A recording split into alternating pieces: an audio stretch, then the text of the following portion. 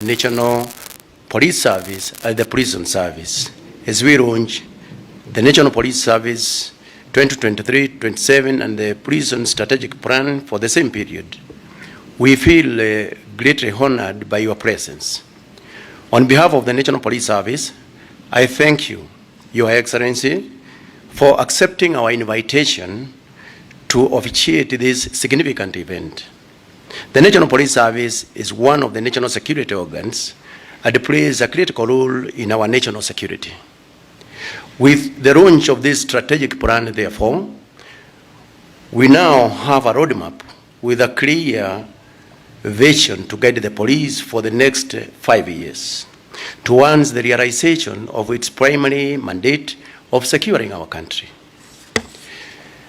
The plan is built upon the successes made and the lessons learned from the implementation of the 2018-22 strategic plan, and has also incorporated recommendations of the Maraga Task Force report on police reforms, with a common goal to have an efficient, professional, responsive, and people-centered police service.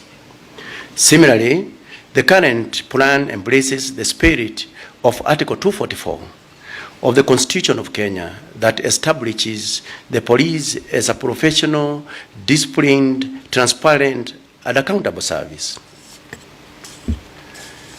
In a nutshell, Your Excellency, sir, the National Police Service has embarked on a transformative journey to turn our police stations into centers of excellence for police operations and the service delivery to the public.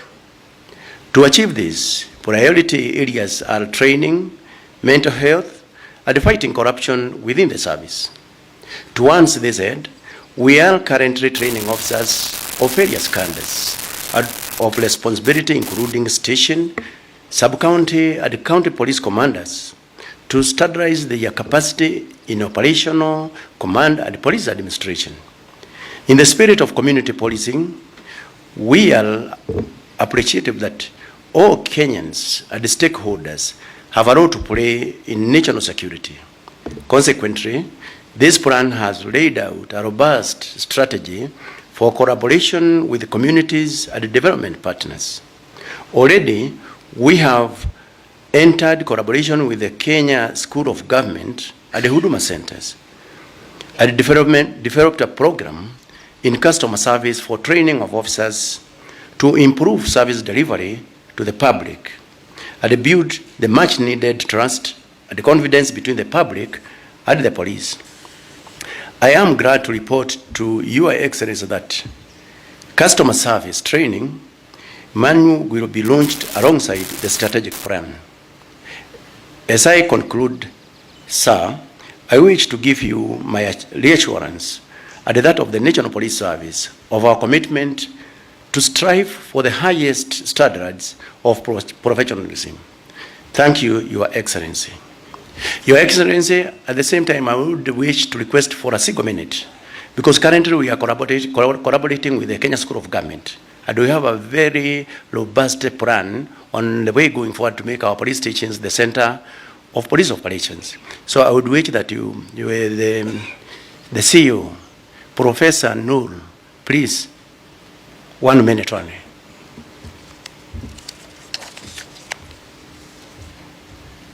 Thank you so much, Your Excellency, the President of the Republic of Kenya, the Prime Cabinet Secretary, IG, PSS President, great people, good morning. Your Excellency, the reason why, alongside the launch of the strategic plan, we decided also to launch this robust, responsive, customer center excellence program is in response, Your Excellency, to your vision, specifically page 62 of the plan, that is the bottom-up economic transformation agenda, Your Excellency. You committed to building highly skilled, efficient, responsive, fit-for-purpose, citizen-centric public service, Your Excellency. In response to that, Your Excellency, I had to approach, IG for us to develop the program that then will respond to that vision that you again committed yourselves to. Your Excellency, to that, we develop a 5 critical program that will change not only, the customer-centric police service, but also the approach in terms of how the police will interact with the citizen going forward. That 5 program will be launched today. And in response, again, Your Excellency, one critical challenge we had then was, how about the resources? Your Excellency, we developed a robust resource mobilization strategy where Your Excellency will be inviting all the development partners to support. Instead of depending on the Treasury, Your Excellency, we'll be having a breakfast meeting with all partners so that then we get the enough resources to roll out the program required. Your Excellency, as Kenya School of Government, I am committed to make sure that the public service is citizen-centric and focus on efficient, effective service delivery. Your Excellency, thank you so much.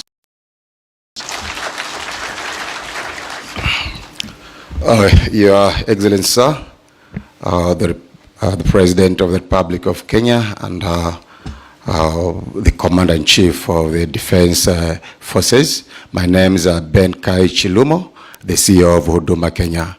Your Excellency, I stand here as one of the partners that are collaborating with the National Police Service in the program of implementing the strategic plan through a center of excellence that we established together with Kenya School of Government, where we will be able to train the police services so that we replicate what we see in Huduma centers in the police stations across Kenya.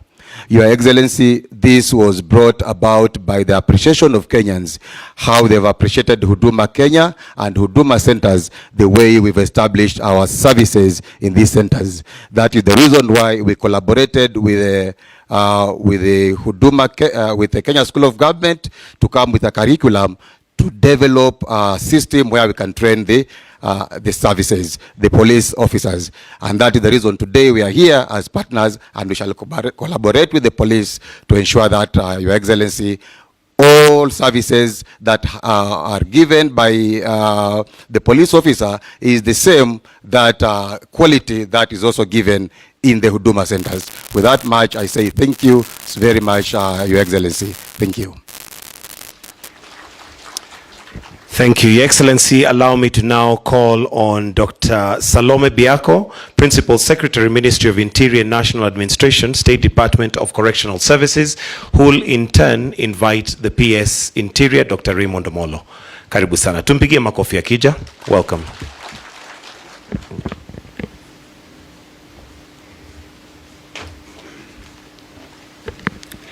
Your Excellency, Honorable Dr. William Samoei Ruto, the President of the Republic of Kenya and Commander-in-Chief of the Defense Forces, Your Excellency, Dr. Musalia Mudavadi, Prime Cabinet Secretary and Acting Cabinet Secretary, Ministry of Interior and National Administration, my colleague, Principal Secretaries, Dr. Raymond Omolo, and Principal Secretary for Immigration and Citizen, Professor Bitok. May I ride on the previously established protocols. Invited ladies and gentlemen, good afternoon. Your Excellency, we are greatly honored to have you this afternoon with us. As the State Department for Correctional Services, this launch marks a major milestone in shaping the management of correctional services in Kenya.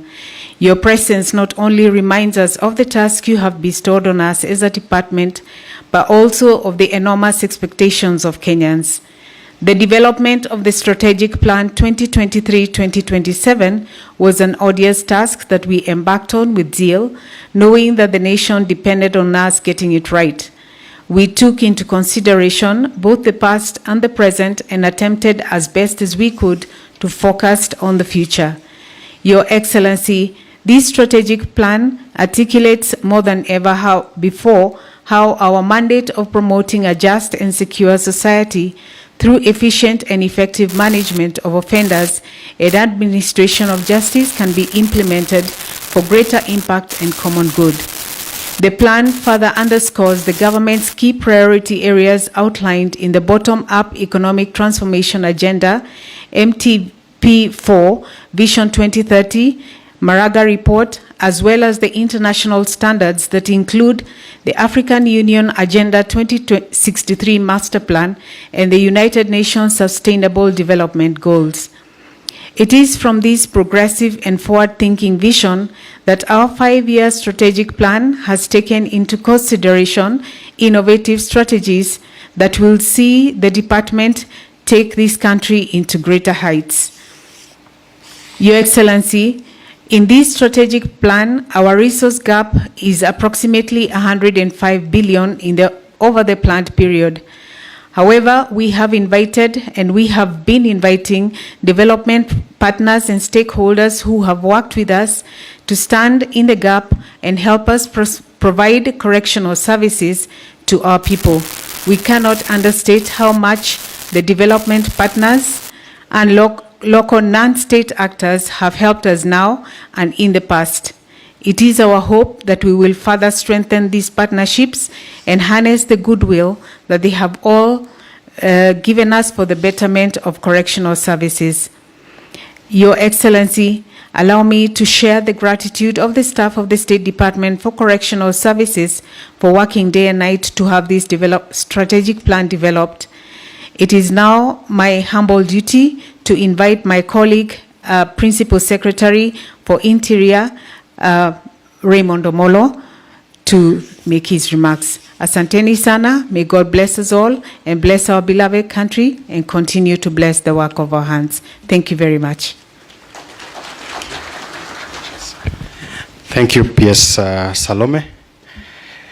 Your Excellency, the President of the Republic of Kenya and Commander-in-Chief of the Defense Forces, the Honorable William Ruto, Your Excellency, the Prime Cabinet Secretary and Acting Cabinet Secretary for Interior and National Administration, my PS colleagues, PS Julius Bitok, the PS for Immigration and Citizen Services, PS Salome Biako, the PS for Correctional Services, the Chair of the Committee on Security and Administration, the Honorable Tongoyo, the Inspector General of Police, your two DIGs, the DCI, our development partners, colleagues, ladies and gentlemen, good afternoon. Good afternoon once again. Your Excellency, let me just quickly begin by appreciating the support that you have given to all of us and the fact that you've been able to match your commitments by action. A few weeks ago, we were here when you launched the strategic framework that would guide the implementation of the reforms that were delivered by the Maraga Task Force.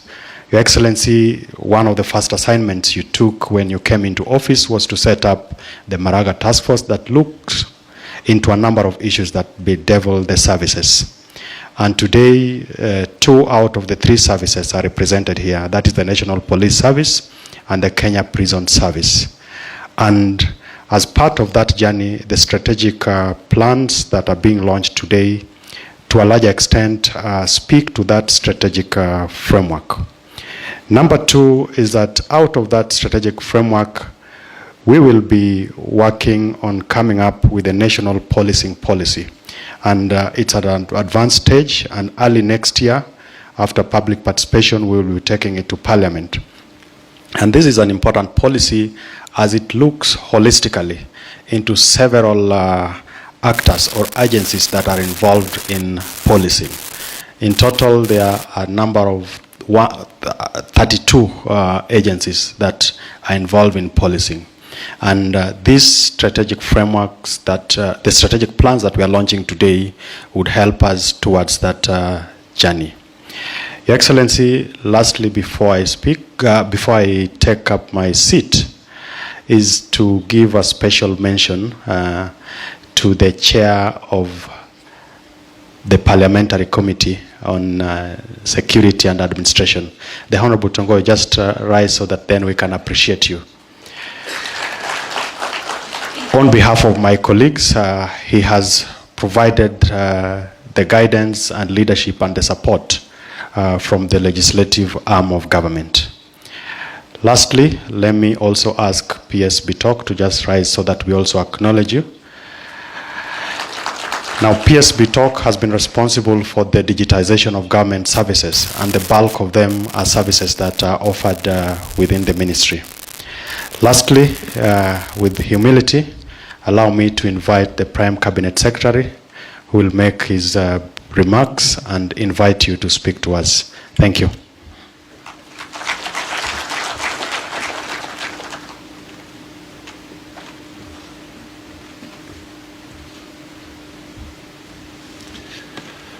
Your Excellency the President, before I make my remarks, taking cue from your advice, I think it would be a grave mistake not to acknowledge the chair of the relevant departmental committee, and therefore been instructed to give you some 2 to 3 minutes for you to make some remarks before I speak. Thank you. Honorable Tongo.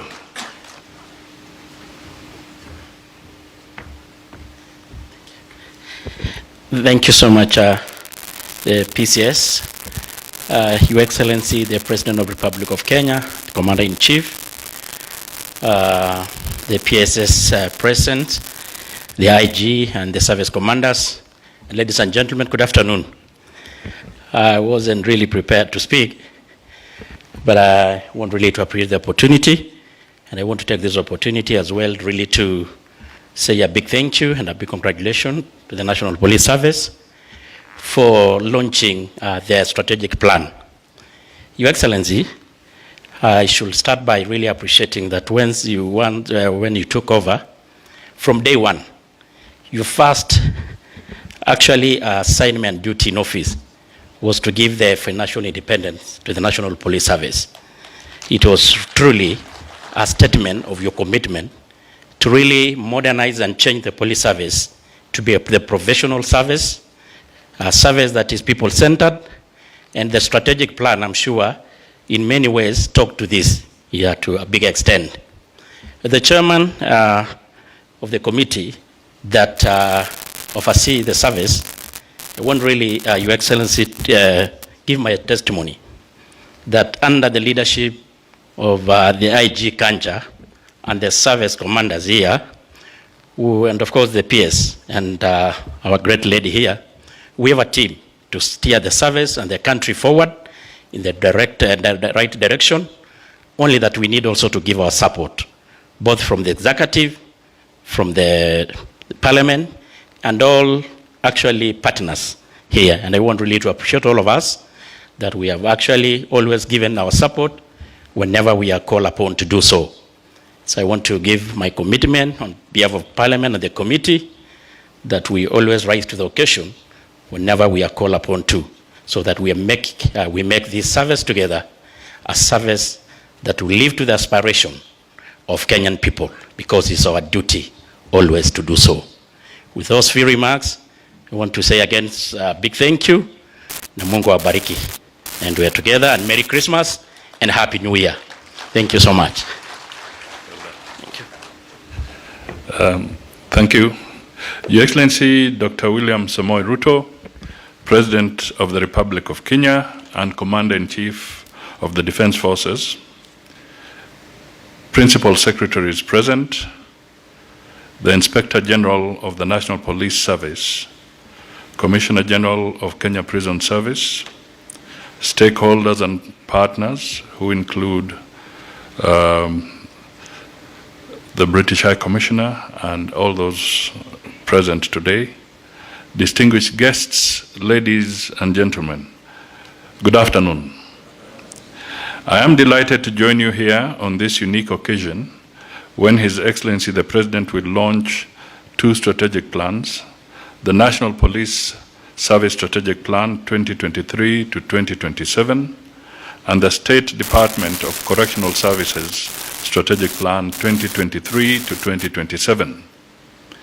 These 2 plans highlight the important role of the National Police Service and correctional services in national security and public safety that are critically essential for our economic and social development. The National Police Service Strategic Plan underlines the government's commitment to ensure that the National Police Service delivers on its vision of being a world-class police service and upholds its mission of providing professional, innovative, and people-centered services to promote a safe and secure society. On its part, the State Department for Correctional Services Strategic Plan focuses on enhancing security through containment, supervision, rehabilitation, and reintegration of offenders into the society. It also highlights critical strategies for improving correctional services in the country. The two strategic plans are anchored on the Constitution of Kenya 2010 and the fourth medium-term plan. They support the bottom-up economic transformation agenda and Kenya Vision 2030. The strategic plans are particularly important tools for enhancing development effectiveness and must be aligned with our national priorities. They are expected to promote a conducive environment for the people to enhance their livelihood, opportunities, and for business to prosper. While each of the strategic plans is uniquely tailored to the mandate of the respective service, both are geared towards the government's agenda for a more inclusive society. They enhance opportunities for dialogue with people and foster community partnerships based on respect for the rule of law, democracy, and human rights. Constructive engagement with citizens is necessary to resolve emerging conflicts in the delivery of police and correctional services. We must seek to promote trust and understanding that will ensure the security of our citizens, improve the business climate, and stimulate Kenya's socio-economic transformation. I wish to reaffirm the government's commitment to support the National Police Service and the State Department for Correctional Services to scale up the initiatives undertaken during their previous strategic plan periods. We promise to work with you on this journey. Collaboration with key stakeholders, including the communities you serve, is vital to delivering the impact envisaged under the new strategic plans. I therefore encourage you to nurture a unified and effective approach through strategic partnerships with key players in the security and correctional services ecosystem. Let me conclude by urging all of us gathered here, and indeed all Kenyans, to support and work with the National Police Service and the State Department for Correctional Services to promote unity, peace, and stability for the ultimate prosperity of all Kenyans. Your Excellency, with your permission, let me just flag two issues. One, not too long ago, I joined the police and the service and the correctional services in remembrance of the fallen heroes from our security forces. And it was definitely a very moving moment. And Your Excellency, I just want to recap this because when the citation was being made of the circumstances under which each of the fallen officers had passed, there were particularly two touching comments. All are very touching, but let me just flag two. There's the aspect that was terrorist-based. Now, there was another one where the tragedy came because this officer was safeguarding our national examinations. And for some reason, some unruly people wanted to interfere with that process. And this officer died in the line of duty, protecting exams for the young people of this country. The second one was a valiant officer who also died because there was need to protect 6 young girls from gender-based violence, particularly the FGM. And this officer, again, had to lose their lives. But this is a story that is not quite told by a lot of people, the public, and sometimes even the Fourth Estate. And it is important that once in a while, we do not lose sight of the fact that it is not just the process of keeping peace, but we also see extremely heart-rendering moments that our officers get involved in as they safeguard the well-being of our people. Finally, Your Excellency, before I call you on the podium, I also just want to highlight that when we were preparing for this program, and I came to consult you, you made one very fundamental statement. You said that let this event be a joint event because the work of the security forces is intertwined. It's complementary. And you wanted an opportunity, rather than separating, to have a moment where these strategic plans are launched together because they speak to each other. And I just want to acknowledge that because it is the issue of addressing the silo mentality in government. We are one government. And it is so important that we collaborate, and it's on that principle that I wish to express my appreciation, because clearly you're telling us work as one and do not go different paths if we want to deliver for the people of Kenya.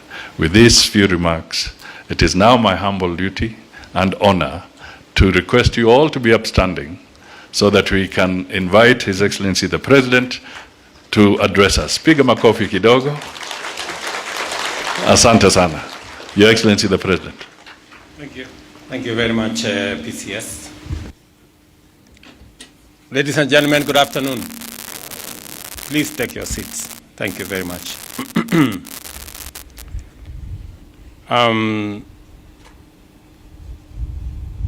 Excellencies, distinguished ladies and gentlemen, I am delighted to be with you as we launch the National Police Service Strategic Plan 2023-2027 and the State of Correctional Services Strategic Plan for the same period. This is because we have before us two blueprints which not only reaffirm our steadfast commitment to the safety and security of citizens and their property, but also establishes a robust framework for developing a modern, efficient, responsive police service and prison service. Anchored in these strategic plans is a bold and clear step forward, creating a secure environment for where each and every citizen can thrive. National security, public order, and the safety of every citizen are the underlying enablers of all economic activity. I am also pleased to note that this plan is firmly rooted in Article 243 of the Constitution and the National Police Service Act of 2011, and is dedicated to fostering a people-centric, service-driven, public order and national security system that aligns with our broader national development framework. With this strategic plan, the National Police Service is positioned to develop robust capacity to effectively address current and emerging security challenges, ensuring that Kenya remains a stable, prosperous, and safe nation, that our economy is conducive for sustainable growth. The 2023-2027 strategic plan outlines 8 key goals that are integrated to transforming the National Police Service and aligning it with a broader national security agenda. First, our investments in infrastructure, equipment, and capacity are aimed at significantly enhancing service delivery. This is the context in which we must understand the value of projects like the deployment of mine-resistant ambush-protected vehicles in regions such as the North Rift, Northeastern, and Upper Eastern. The operationalization of the National Police Hospital in Kanyonyo and Mbagathi, the completion of the DCI National Forensic Laboratory, and the establishment of the National Police Leadership Academy. These initiatives demonstrate our dedication to modernizing the service. Additionally, the establishment of the Integrated Communication Command and Control Center will improve operational efficiency and coordination. Alongside these hardware improvements, we are prioritizing the welfare of our police officers. A significant component of our national policing reform framework is the implementation of the 271 actionable recommendations from the Maraca Task Force. And we all remember we were here a few months ago to make sure that we have a team that will see to it that every recommendation that was made in that task force is achieved in the time frame which was set out. These timely and ambitious and wide-ranging reforms include enhancement of the terms of service, working conditions, human capital development, and institutional frameworks to ensure our officers are well-equipped, continuously trained, motivated, and supported to perform their duties with professionalism and dedication in a dynamic operational environment. Let me say the following, that I did make a commitment that we are going to look into the terms of service, salaries and many other things, insurance package for our police officers. I'm very happy that we have implemented phase 1 of the recommendations that was made by Maraga. And I want to commit that all the other phases are equally going to be implemented. I did commit that we are going to engage in a robust modernization program of our police force, of our police service. Already, in the last 2 years, we have spent 9 billion shillings in the modernization program. I did commit that we are going to spend 20 billion. In actual fact, we are going to spend 28 billion in the modernization program of our police service. I am very happy that some of the equipment has already been supplied, some are on the way, and we are beginning to feel the impact of police modernization in the security improvements around the country. I want to commend the leadership of the police and all the policemen and women for what they are doing in matters protecting citizens, their property, and their lives. I must commend them. Congratulations. I want to commit that process of modernization, I intend to see it to completion in the next 2 years so that we can have the equipment necessary, the vehicles necessary, the ammunitions necessary to protect our country. I'm also confident that, as I said before, we will engage the police men and women so that we can have an appropriate uniform. I know that has been agreed upon, and what is awaiting now is for us to roll out and make sure that we kit our policemen and women with uniform that gives them an inspiration to work and to go forward. So again, that is something we are going to roll out. I know that we are also short on the police vehicles. We have many police stations in different parts of the country that do not have adequate transport. Again, we have already committed ourselves to engage and procure the first 1,000 vehicles. The procurement did not go very well. We are repeating the procurement. By early next year, we will deliver the first 1,000 vehicles. We intend to deliver 3,000 vehicles for our police stations, men and women, to be able to discharge their responsibilities as is appropriate. I also know that our policemen and women live in very difficult situations.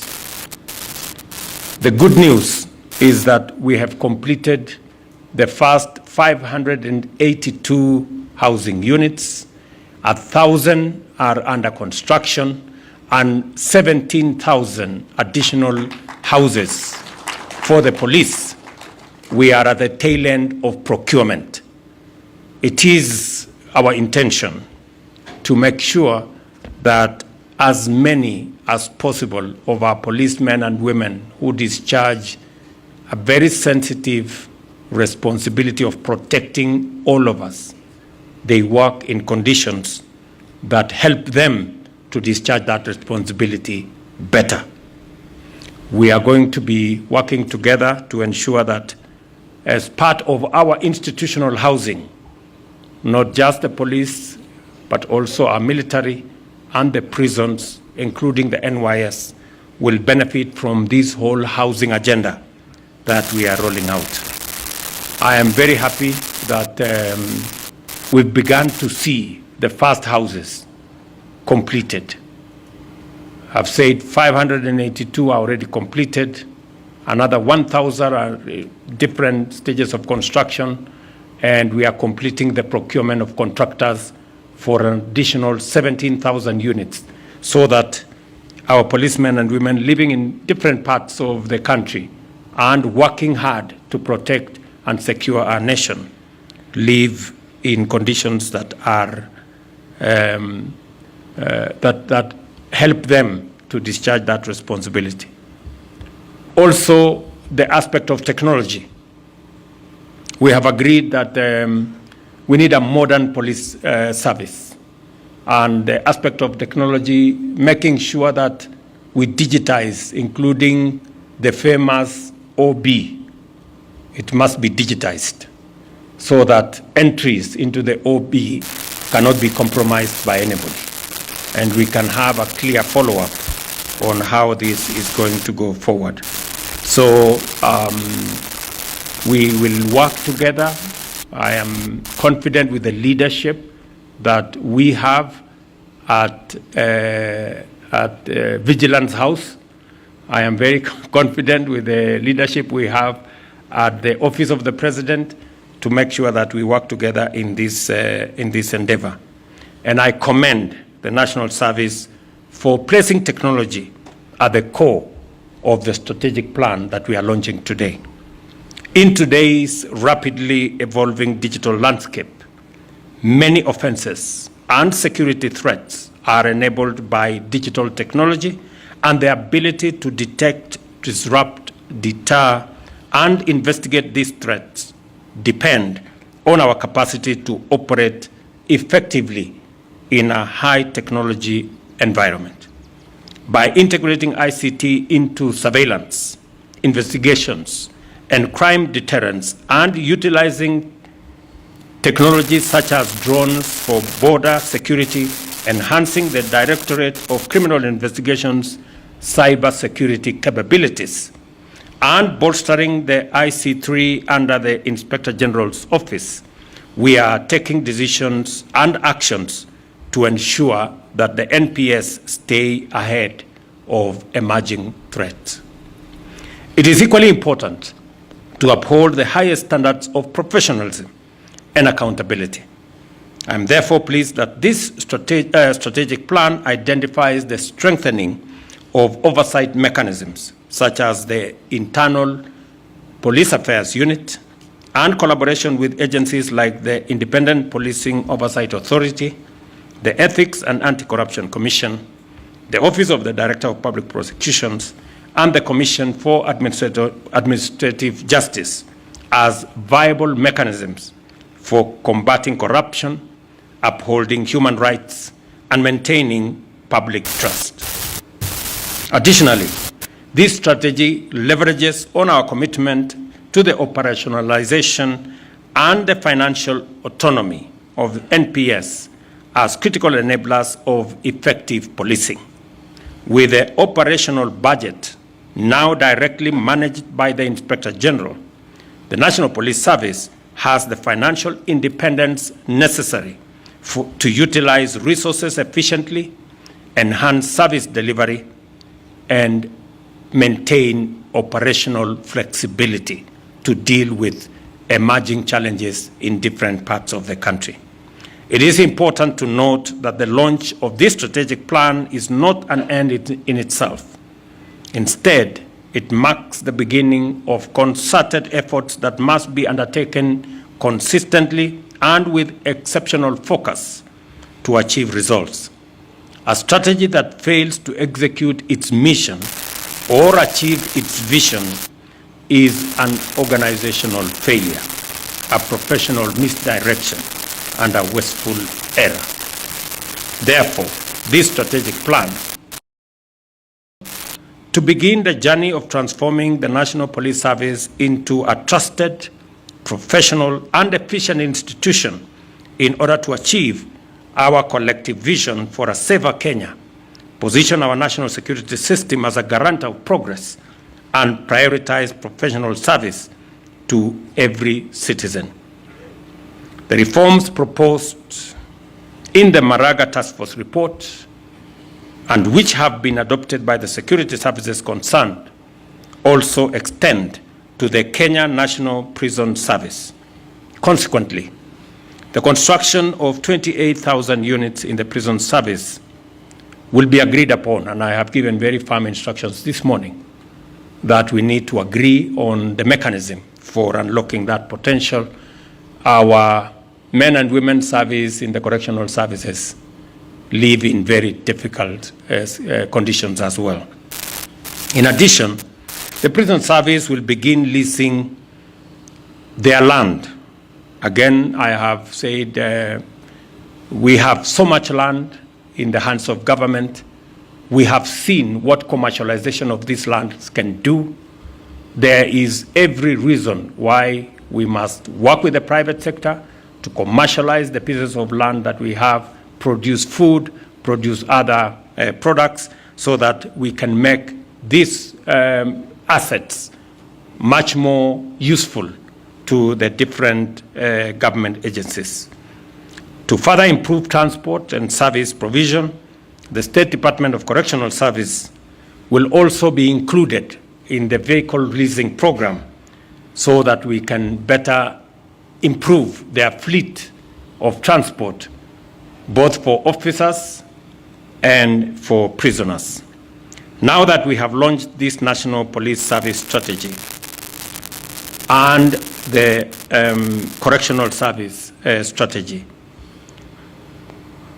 what we all want to see going forward.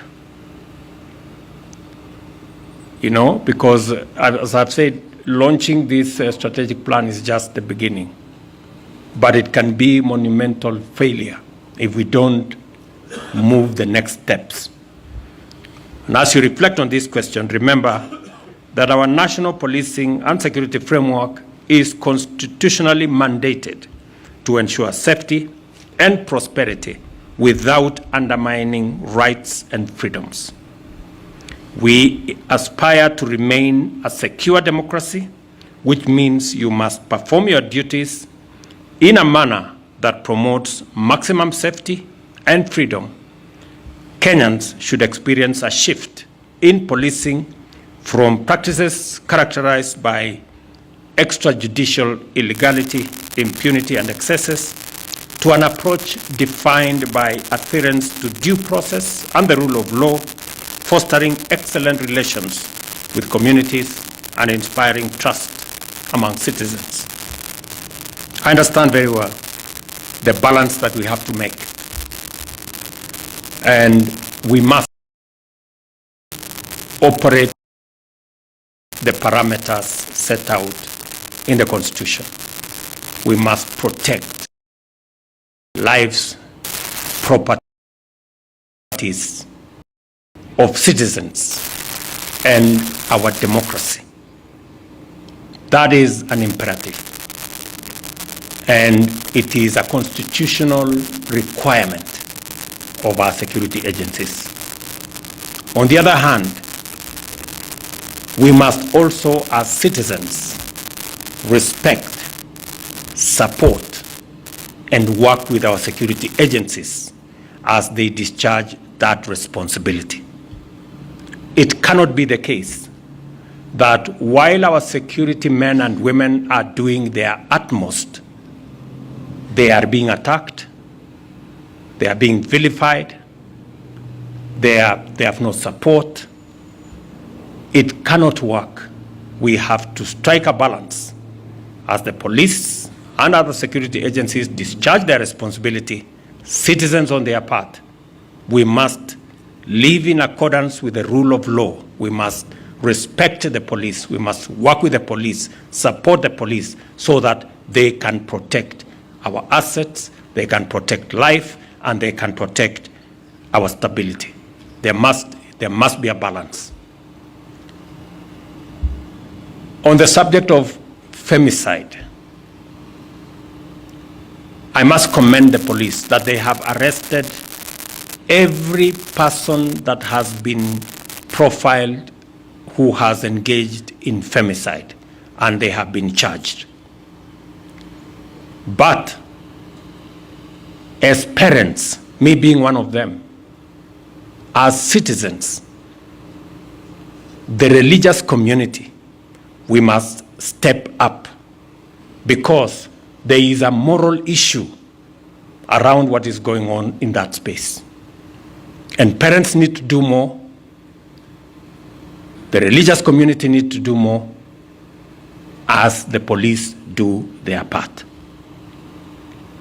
It is not a matter that we can say we leave it to the police. Yes, the police will arrest. The police will deal with many of those people who will have committed crimes. But as parents, as people who morally should guide the young people in our nation, we should also step up so that we can deal with that challenge from a broader and all society approach.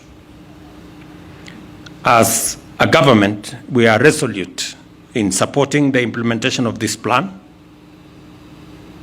both plans actually, and together let us forge a future where the rule of law prevails, public safety is guaranteed, and Kenya's prosperity is built on a foundation of trust and security. So, IG Kanja and your team, I have said that I have confidence in the leadership of the NPS as it is. They have done the best that they could, and they have the support of the government of Kenya. And they have my personal support. I understand very well that our men in uniform security agencies operate in very difficult circumstances. Sometimes we don't appreciate enough the kind of challenges they face and the kind of support that they need. But I want our security men and women to know that I fully appreciate, the government of Kenya understands, and that is why we are going to go out of our way to make sure that the job that you do, the mandate that you have, we support you so that you can achieve it. Because if you succeed, then our security is guaranteed, the security of our properties is guaranteed, the stability of our nation is guaranteed, and the progress of Kenya is assured. So you have no choice but to succeed, and we will help you to do so. Whether it is making sure that we have the requisite terms of service to support you, the uniforms, the housing, the medicals, and all the other assets, including equipment and vehicles, we will go out of our way. I know that we haven't invested in the police in a long while, and that's why I made the decision that in the next 2 years, we're going to invest 28 billion to enhance the equipment, the operational environment of the police, as we give you the tools to be able to discharge your responsibility and mandate in the Constitution to the people of Kenya. We will also continue to maintain and ensure the independence of the police so that you can make the right decisions without undue influence from whatever quarter. I also want to give you my assurance that we will defend the actions of the police that are within the law and any action that helps us to maintain peace and security in our country. We will also implore citizens to work with our security agencies, to respect our security agencies, to abide by the rule of law, and to make sure that we live within the parameters of what is provided by the Constitution. That way, we can all move together and secure our country. We have absolutely no reason, and there is no other way. This country must be secured. All other things, all other engagements, any other progress cannot happen unless we have peace, we have security, we have stability. It is the bedrock upon which we can build any meaningful progress going into the future. And you, as men in uniform and women in uniform, you are the people charged with that responsibility to make sure that we have peace, that we are secure, and that our country is stable. I know it is an onerous responsibility, but I promise you we will support you because you must achieve it. We cannot make progress in any other field unless our stability is guaranteed, unless our security is guaranteed. It is as serious as that, and therefore we are going to invest in the security of Kenya by investing in the police service and all the other security agencies that support our security, our stability, and ensures our progress. The two strategic plans of NPS and our prison service are now officially launched. Asante sana.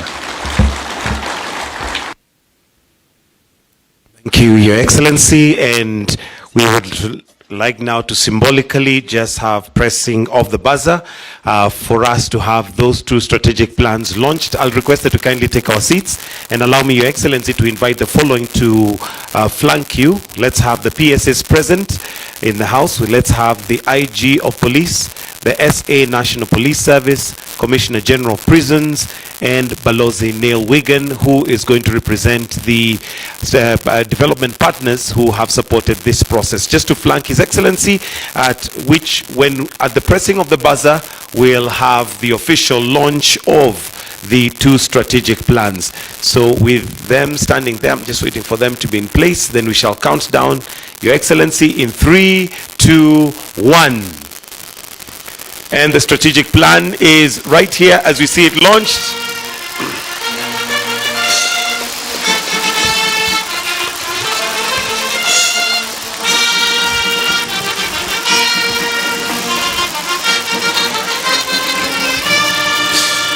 And would like also, Your Excellency, just to hand over symbolically some of the copies. And for the first, we'll do the National Police Service to be presented to the CS, to the PCS, to be presented also to the PS Interior and the Inspector General.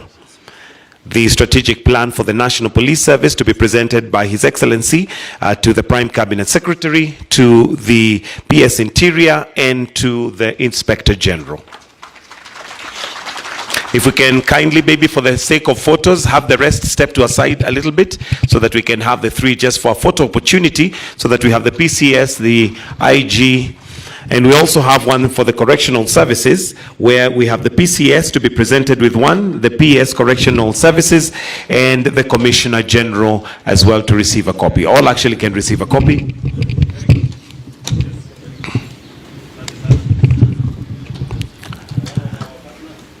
And also one for the development partners, one to be presented to His Excellency Neil Wigan to receive on behalf of the development partners. Thank you, Excellency. With that, we'll request that the rest of us may exit stage. Oh, for a photo, for a quick photo. Let's have a photo.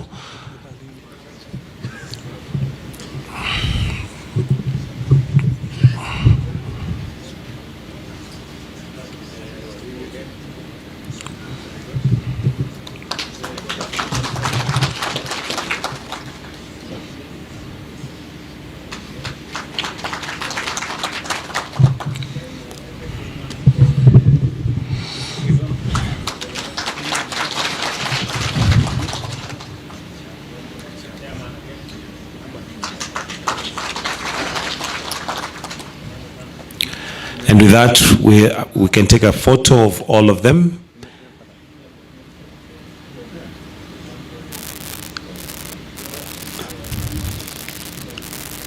All right. And with that, okay, we still have one missing.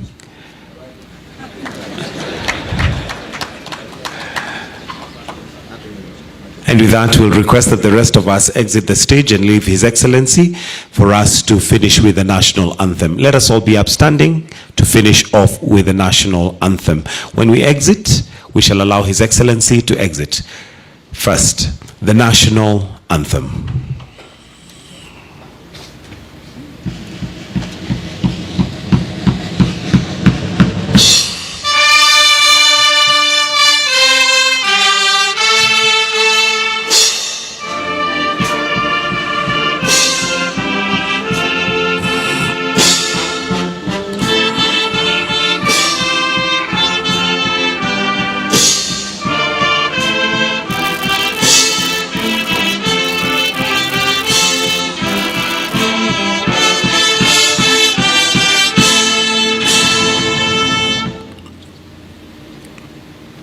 We shall allow His Excellency to exit first, then we shall, the rest of us will kindly exit as advised earlier, those participating in the photos only, kindly.